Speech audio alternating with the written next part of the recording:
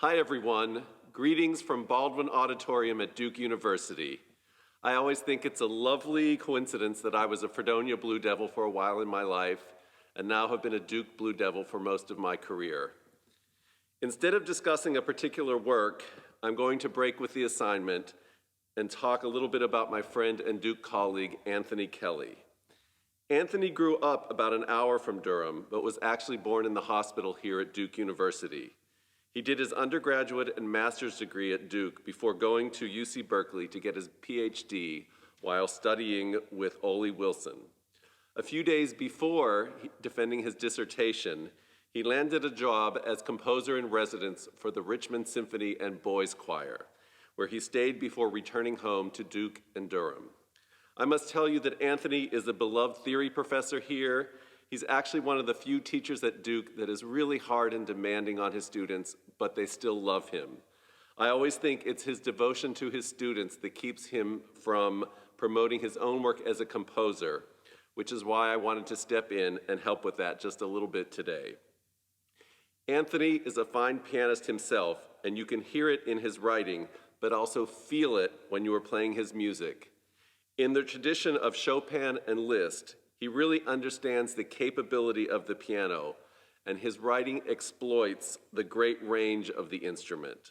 More importantly, as a pianist, his music fits extremely well in the hand, and that manages to make the most demanding passages playable and probably sound more difficult than they might actually be to execute.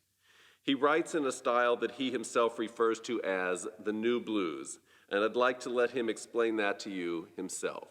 You remember I told you I loved Franz Liszt, but I didn't just like the virtuosity about Franz Liszt because there's that whole late period where he's writing really stark music, and I love the range. That's the first thing I love about Franz Liszt. Second thing I love about him is the fact that he did those Hungarian Rhapsodies based kind of on folk music, on gypsy folk music, right? And his sort of pseudo ethnomusicological interest, his and Bartok's love for that, and then William Grant Still's love for that, and then Duke Ellington's love for that, and then Mary Lou Williams. Like, it becomes this sort of continuum of like re-engaging with oral tradition through written practices. That's something. Yeah.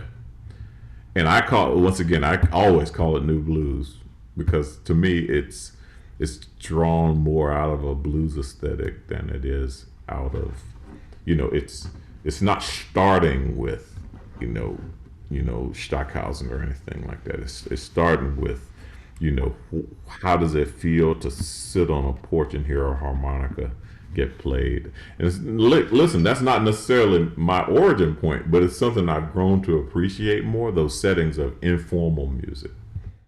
As a piano teacher, I appreciate that his piano music comes in a variety of levels of difficulty. He has a couple of short preludes, a series of bagatelles, some short and easily approachable, and others long and really demanding. His other piano works include Essays for Piano, which is a multi-movement work, Variations and Fugues, a piano concerto, and even an invention. I'd like, though, to let you listen to a performance of his Bagatelle No. 2, entitled 70. It was written on the occasion of Robert Ward's 70th birthday, Robert Ward being Anthony's mentor while he was at Duke. The melody contains 70 notes. This is a performance by my own student, Andre Hall, at a recent piano area.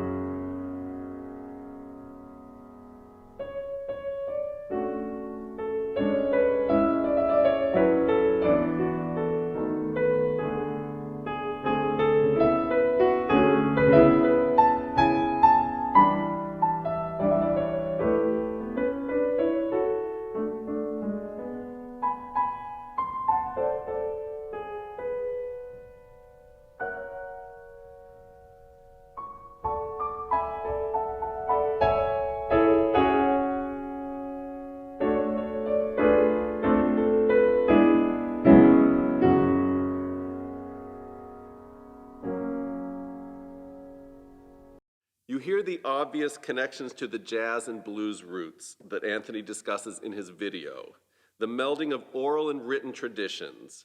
And lest you think his music is only on a small scale, just a few moments of his dazzling piano concerto entitled Africa-America.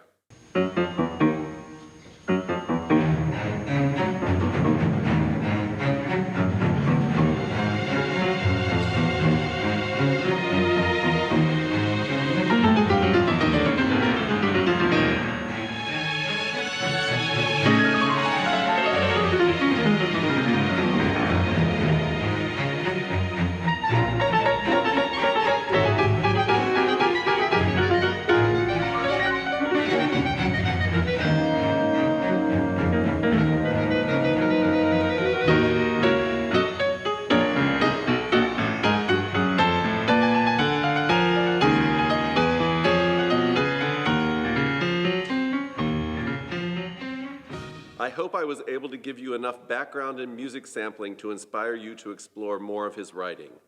I know in my own experience, the more I explore his music, the more I am struck by its beauty and its joy.